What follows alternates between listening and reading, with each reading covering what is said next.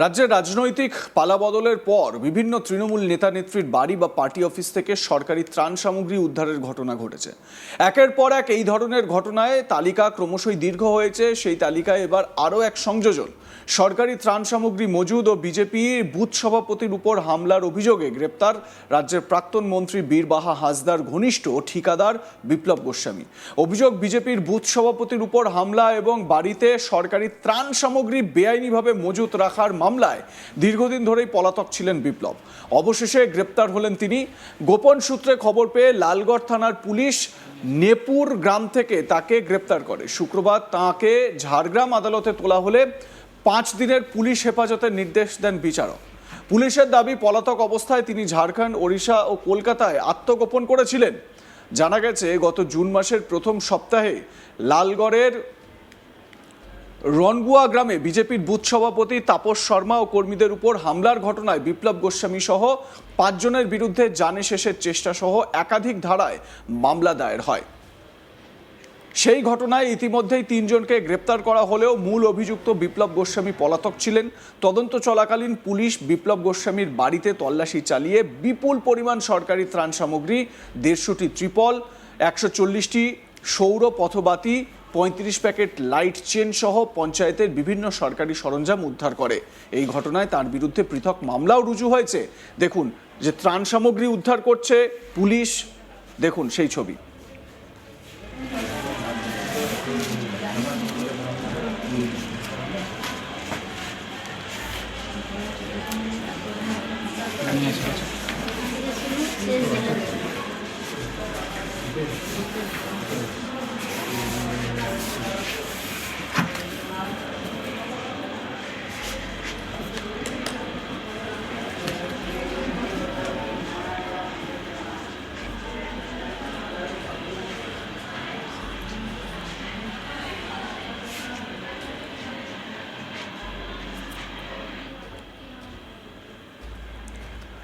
এ বিষয়ে বিজেপি বিধায়ক লক্ষ্মীকান্ত সাউ কি বলছেন শুনুন।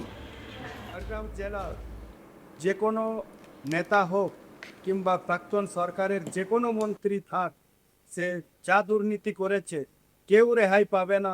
সে যে গোস্বামী হোক কিংবা যে হাঁসদা হোক, যদি পাতালে থাকেও গর্ত খুঁড়ে নিয়ে আসা হবে এবং যে কোনো বর্ডারে থাকুক তাদেরকে ধরে নিয়ে আসা হবে এবং সাংবিধানিক নিয়ম মেনে তাদেরকে সাজা দেব। আমরা কোর্টে তুলব। জনগণের টাকা এবং জনগণের সরকারকে তারা নিজের ব্যবসায় পরিণত করেছিল, মানুষকে অশান্তির ভোগান্তিতে রেখেছিল। কাউকে ছাড়া যাবে না ঝাড়গ্রাম জেলায়। যারা দুর্নীতিগ্রস্ত, যারা তোলাবাজ, যারা চুরি করেছে, তাদের কাউকে ছাড়া যাবে না। এটা পশ্চিমবঙ্গের জনগণের, মানুষের সরকার।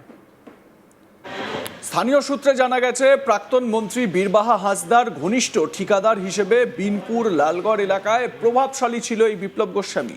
এছাড়াও বেআইনি বালি ও মাটি খাদান নিয়ন্ত্রণ, সরকারি টেন্ডারে অনিয়ম, সরকারি প্রকল্পে দুর্নীতি এবং চাকরি দেওয়ার নাম করে অর্থ আদায়ের অভিযোগও রয়েছে তার বিরুদ্ধে। স্বাভাবিকভাবে এই প্রভাবশালী ব্যক্তির বা অফিসে তল্লাশি চালিয়ে এবং বিভিন্ন খতিয়ে দেখে যা স্বাভাবিকভাবে পুলিশের কাছে অভিযোগ আসছিল। প্রথম অভিযোগটি আসে বিজেপি নেতা এবং কর্মীদের উপর আক্রমণের, এবং সেই অভিযোগের তদন্ত করতে গিয়ে প্রাক্তন মন্ত্রী ঘনিষ্ঠ এই ঠিকাদারের অফিস থেকে দেখুন কি বিপুল পরিমাণ ত্রাণ সামগ্রী উদ্ধার করেছে পুলিশ।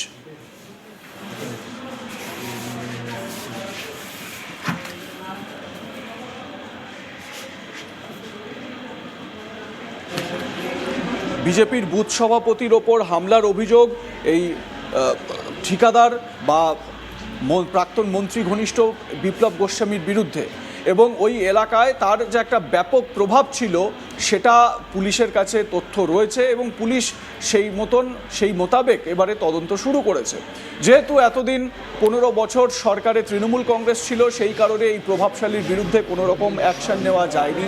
এখন পালাবদল হয়েছে, রাজ্যে পরিবর্তন এসেছে, পুলিশ এবারে স্বতঃস্ফূর্তভাবে কাজ করতে পারছে বলে দাবি করেছেন মুখ্যমন্ত্রী স্বয়ং। এবং সেই জায়গায় দাঁড়িয়ে পুলিশের বিভিন্ন জায়গায় যে আমরা দেখতে পাচ্ছি অভিযান, বিভিন্ন জায়গায় হানা দিচ্ছে পুলিশ, প্রচুর সামগ্রী উদ্ধার হচ্ছে, সেই ছবি আমরা দেখতে পাচ্ছি। প্রত্যেক দিনই দেখা যাচ্ছে কোনো না কোনো তৃণমূল নেতা, স্থানীয় স্তরের তৃণমূল নেতার বাড়ি থেকে ত্রাণ সামগ্রী উদ্ধার হচ্ছে, ত্রিপল ইত্যাদি উদ্ধার হচ্ছে। আমার সহকর্মী দেবেন্দ্রনাথ তিওয়ারি এ বিষয়ে তার প্রতিবেদনে কি বলছেন শুনুন। বিজেপির বুথ সভাপতির উপর হামলা ও বাড়িতে সরকারি ত্রাণ সামগ্রী মজুদ রাখার অভিযোগে বীরবাহার ঘনিষ্ঠ ঠিকাদারকে গ্রেপ্তার করল লালগড় থানার পুলিশ। গত জুন মাসে প্রথম সপ্তাহে এই বিপ্লব গোস্বামী সহ তার দলবল মিলে বিজেপির বুথ সভাপতির উপর হামলা চালান এবং সেই ঘটনায় 3 জন গ্রেপ্তার হলেও বিপ্লব গোস্বামী পলাতক ছিলেন। গোপন সূত্রে পুলিশ খবর পেয়ে তার নেপুরার বাড়িতে হানা দেয় এবং তাকে গ্রেপ্তার করে ঝাড়গ্রাম আদালতে পাঠালে আদালত তাকে 5 দিনের পুলিশ হেফাজতের নির্দেশ দিয়েছেন। ঘটনার পরেই কিন্তু লালগড় থানা পুলিশ বিপ্লব গোস্বামীর খোঁজে তার বাড়িতে তল্লাশি চালায় এবং তল্লাশি চালানোর সময় তার বাড়ি থেকে উদ্ধার হয় সরকারি ত্রাণ সামগ্রী, যেমন পঞ্চায়েতের মাধ্যমে যে সমস্ত ত্রাণ সামগ্রী গরিব মানুষের মধ্যে বিলি বন্টনের করার কথা ছিল সেই সমস্ত ত্রাণ সামগ্রী তার বাড়ি থেকে উদ্ধার হয়। তার বাড়ি থেকে উদ্ধার হয় ত্রিপল, যেগুলো গরিব মানুষকে দেওয়া হয়, যাদের কাছে আবার তাদেরকে ত্রিপল সাপ্লাই করা হয়, ত্রিপল দেওয়া হয়। সেই সমস্ত গরিব মানুষের ত্রিপল এবং লাইট, যে সমস্ত সোলার লাইট কিংবা রাস্তার ধারে যে সমস্ত লাইটগুলো লাগানো হয় সেই সমস্ত লাইট উদ্ধার হয়। শাড়ি, গরিব মানুষের যে বিলি বন্টনের শাড়ি, সেই সমস্ত শাড়ি তার বাড়ি থেকে উদ্ধার হয় এবং পৃথকভাবে মামলা রুজু হয়। একদিকে যেমন মাধ্যমের ঘটনার জন্য তার বিরুদ্ধে মামলা রুজু হয়েছে, সেরকম তার ঘরে সরকারি ত্রাণ সামগ্রী রাখার জন্য তার বিরুদ্ধে মামলা রুজু হয়। শেষমেশ তিনি লালগড় থানার হাতে গ্রেপ্তার হন। লালগড় থানা সূত্রে যেটা জানা গিয়েছে, তিনি বিভিন্ন জায়গায় ঝাড়খণ্ড, উড়িষ্যা থেকে শুরু করে কলকাতা বিভিন্ন জায়গায় পালিয়ে বেড়াচ্ছিলেন, তাকে ধরা সম্ভব হচ্ছিল না। কিন্তু তিনি তার বাড়িতে ফেরার সময় বাড়িতে লোকের সঙ্গে দেখা করতে আসছিলেন, সেই সময় পুলিশ খবর পায় এবং খবর পেয়েই তাকে গ্রেপ্তার করে। গ্রেপ্তার করার পরেই তাকে ঝাড়গ্রাম আদালতে তোলা হয় এবং তোলার পরেই তাকে 5 দিন পুলিশ হেফাজতে নিয়ে পুলিশ জিজ্ঞাসাবাদ করছে। এই সমস্ত ত্রাণ সামগ্রীর কথায় তিনি বিক্রি করতেন, কোথায় তিনি কতটা ঘনিষ্ঠ ছিলেন মন্ত্রীদের সঙ্গে কোনো যোগ আছে কিনা, প্রাক্তন মন্ত্রী বীরবাহা হাঁসদার কোনো যোগ আছে কিনা, সেই সমস্ত বিষয়গুলো দেখা যাচ্ছে।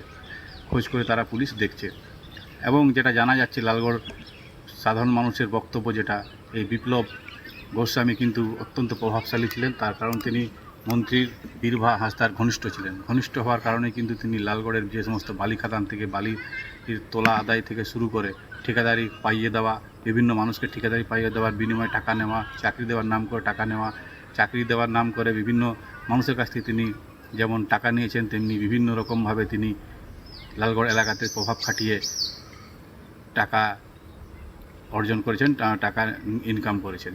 এই সমস্ত টাকাগুলো কি কার কাছে যেত এবং কার সঙ্গে যোগসাজশ ছিল, সেই সমস্ত বিষয়গুলো নিয়ে তদন্ত চলছে। যেটা স্থানীয় সূত্রে জানা যাচ্ছে, তিনি মন্ত্রীর ঘনিষ্ঠ ছিলেন এবং মন্ত্রীর হয়ে তিনি কাজ করতেন এবং মন্ত্রী যেহেতু ঘনিষ্ঠ, তার জন্য তিনি কিন্তু ঠিকাদারি কাজগুলো পেতেন এবং নিজেও ঠিকাদার ছিলেন এবং লোককেও ঠিকাদারি পাইয়ে দেওয়ার জন্য কিন্তু তিনি টাকা পয়সা নিতেন বলেও তার বিরুদ্ধে অভিযোগ উঠছে। পুরো বিষয়টাই নিয়ে লালগড় থানার পুলিশ তদন্ত করছে। তাদের নিজেদের হেফাজতে নিয়ে বিপ্লব গোস্বামী এই সময় পুলিশের হেফাজতে আছেন এবং তাকে নিয়ে তদন্ত চলছে। আপনাদের মতামত জানাতে ভুলবেন না। দেখতে থাকুন আজ তাক বাংলা, সাবস্ক্রাইব করুন আমাদের ইউটিউব চ্যানেলটি।